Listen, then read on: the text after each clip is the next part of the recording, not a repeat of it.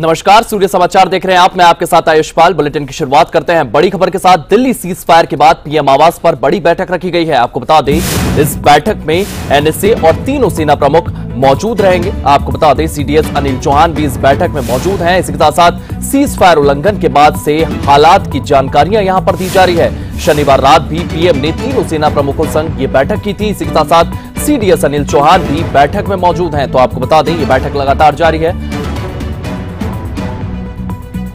तो शनिवार रात भी पीएम मोदी ने तीनों सेना प्रमुखों संग बैठक की थी। आपको बता दें कि यह बैठक को लेकर के तमाम जानकारियां सामने आ रही है। सीज फायर के बाद पीएम आवास पर यह बैठक हुई है। आपको बता दें, यह बैठक खत्म हुई है। इसी के साथ साथ एनएसए और तीनों सेना प्रमुखों इसमें मौजूद रहे। तमाम मुद्दों को लेकर के यहां पर चर्चा की गई है। आपको बता दें, पीएम के साथ तीनों सेना प्रमुखों की यह बैठक जो है ये थोड़ी देर पहले खत्म हुई है। एनएसए और तीनों सेना प्रमुख इस बैठक में मौजूद रहे हैं और कई मसलों को लेकर के इस बैठक में चर्चा हुई है। जिस तरीके से पाकिस्तान की ओर से रात को सीज फायर तोड़ा गया था, उसको लेकर भी यहां पर चर्चा की गई है और किस तरीके से भारत अपने आप को तैयार रखे हर परिस्थिति के लिए। इन तमाम मसलों, इन तमाम मुद्दों को लेकर के यहां पर चर्चा हुई है। सीडीएस अनिल चौहान भी इस बैठक में मौजूद रहे हैं। आपको बता दें कि सीज फायर उल्लंघन के बाद से हालात की जानकारी जो है वो भी पीएम को दी गई है। शनिवार रात भी पीएम ने तीनों सेना प्रमुखों से बैठक की थी।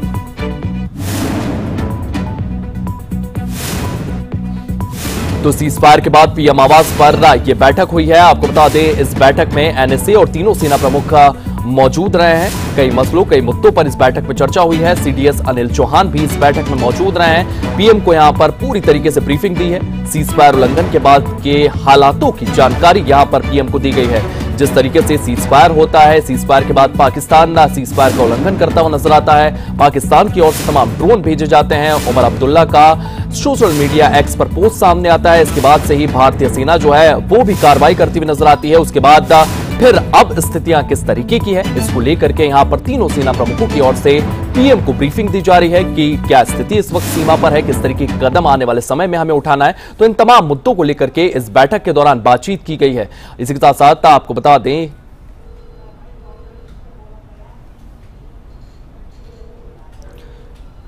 तो ये बैठक लगातार जारी है। इस बैठक की तस्वीरें आप देख रहे हैं, किस तरीके से तीनों सेना प्रमुख जो है वो बैठक को लेकर के ब्यौरा देते हुए नजर आ रहे हैं, बातचीत करते हुए नजर आ रहे हैं। सीज फायर का उल्लंघन पाकिस्तान की ओर से किया गया था। पहले सीज फायर कर दिया गया था, उसके बाद श्रीनगर के साथ साथ तमाम क्षेत्रों में ड्रोन देखे गए थे।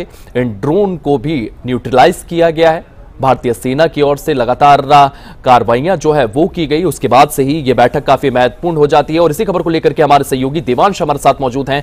देवांश, सीज फायर का उल्लंघन किया जाता है, उसके बाद अब तीनों सेना प्रमुख और पीएम के पास पहुंचे हैं, यहां पर उन्हें ब्रीफिंग दी जा रही है। इस बैठक के बाद क्या कुछ चीजें सामने आई हैं देवांश?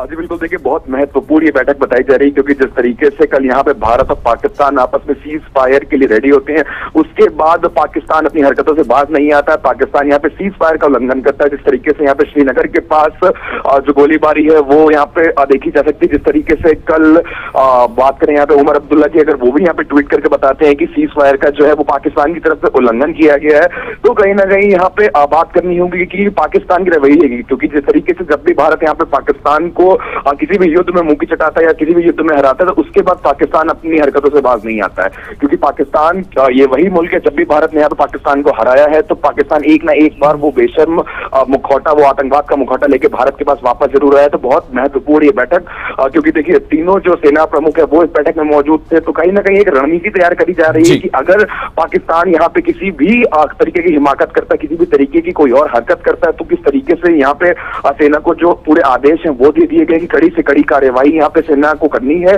और जिस तरीके से यहाँ पे एक बहुत बड़ी बात और बहुत महत्वपूर्ण बात ये भी निकल के आती है कि जो सीज फायर हुआ है वो प्रधानमंत्री नरेंद्र मोदी की शर्तों पे हुआ है कि अगर अब भारत के ऊपर कोई भी आतंकवादी हमला होता है या आतंकवाद अगर भारत की तरफ आंख उठा के भी देखता है, तो उसको एक्ट ऑफ वॉर माना जाएगा और युद्ध समझ के उसके खिलाफ कार्रवाई करी जाएगी। देवांश, कहीं ना कहीं जिस तरीके से सीज फायर का यहां पर उल्लंघन किया गया है, एक बात यहां पर साफ हो जाती है कि पाकिस्तान भी दो धड़ों में बटा हुआ है।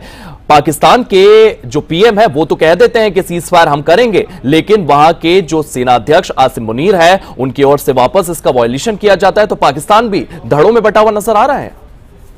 जी बिल्कुल, देखिए पाकिस्तान यहाँ पे दो टुकड़ों पे हमेशा से बटा हुआ नजर आया, क्योंकि जिस तरीके से अगर यहाँ पे बात करी जाए कि पाकिस्तान के प्रधानमंत्री की तरफ से जो बयान सामने आता है, उनका कहना है कि हम सीज फायर को कायम रखेंगे और सीज फायर हमारी तरफ से नहीं तोड़ा जाएगा। लेकिन उसके 4 घंटे के अंदर ही जिस तरीके से पाकिस्तान यहाँ पे सीज फायर का उल्लंघन करता है, ये काफी शर्मनाक हरकत जो है वो पाकिस्तान की तरफ से करी जाती है। और जिस तरीके से सूत्रों के हवाले से खबर भी हमारे पास आ रही है, वो ये बता रही कि पाकिस्तान के प्रधानमंत्री शहबाज शरीफ का कहना है कि जो सेना है वो उनके नियंत्रण में नहीं है, सेना मान नहीं रही है। लेकिन जो फिलहाल जो अच्छी खबर है वो ये सामने आ रही है कि अभी फिलहाल किसी भी तरीके की कोई भी जो सीज फायर का उल्लंघन है वो अभी नहीं किया जा रहा है। फिलहाल के लिए जो है वो स्थितियां सामान्य नजर आ रही हैं और दोनों देशों में कहीं ना कहीं जिस तरीके से यहाँ पे जो ब्लैकआउट की स्थिति थी वो भी अभी फिलहाल के लिए जो नजर नहीं आ रही है। जो ड्रोन है वो भी नहीं देखी जा रही, तो जो समान गतिविधियां हैं वो धीरे धीरे जो है वो अब गति पे आ रही है। दिवांश, पर कहीं ना कहीं इस बैठक के दौरान पीएम ने यह भी निर्देश दिए होंगे कि हमारी सेना जो है वो अलर्ट पर रहे, क्योंकि पाकिस्तान पर भरोसा नहीं किया जा सकता।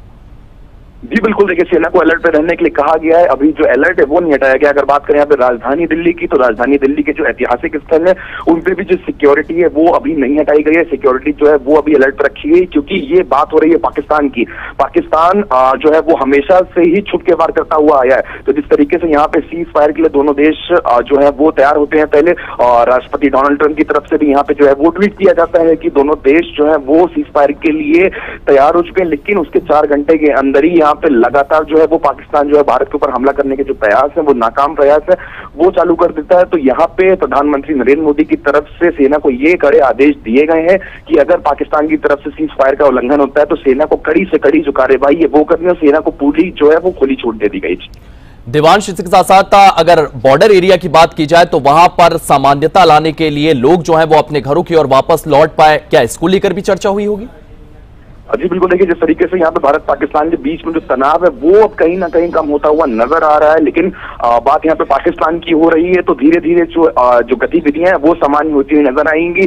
अभी अगर बात करें यहाँ पे सीमावर्ती क्षेत्रों की, तो वहां पे धीरे धीरे जिन लोगों को जो बॉम्बिंग और शेलिंग के चलते वहां से हटाया गया था, उनको धीरे धीरे जो अपने घरों पर लाने की, घर पे वापस शिफ्ट करने की जो प्रक्रिया है वो शुरू करी जाएगी। क्योंकि जिस तरीके से यहाँ पे दोनों देशों के बीच में जो तनाव है वो अब कहीं ना कहीं बहुत जो कम नजर होता हुआ आ रहा है। क्योंकि कल भी अगर बात कर ले यहाँ पे जम्मू कश्मीर की, बात कर ले यहाँ पे पंजाब की, जितने भी सीमावर्ती क्षेत्र है वहां पे गोलीबारी की अभी फिलहाल कोई भी खबर नहीं आ रही, कोई भी ड्रोन नहीं देखा जा रहा है। तो ये एक अच्छी खबर कहीं ना कहीं दोनों देशों की जनता के लिए सामने आ रही, क्योंकि जिस तरीके का मुल्क पाकिस्तान है, पाकिस्तान अपनी आम जनता को ढाल बना के जब भारत पे हमला कर सकता है तो उसको अपनी जनता की कोई भी फिक्र नहीं। लेकिन भारत की जितने भी सीमावर्ती क्षेत्र है, जो जनता वहां पर रहती है, उनके लिए फिलहाल के लिए अच्छी खबर है कि किसी भी जी देवांश, अच्छी खबर है। आप हमारे साथ बने रहिएगा। तो लगातार यहाँ पर प्रधानमंत्री मोदी के आवास पर यह महत्वपूर्ण बैठक हुई है। इस बैठक में तीनों सेना अध्यक्ष मौजूद रहे हैं। तमाम मसलों, तमाम मुद्दों को लेकर के चर्चा की गई है। जिस तरीके से पाकिस्तान की ओर से सीज फायर का उल्लंघन किया गया था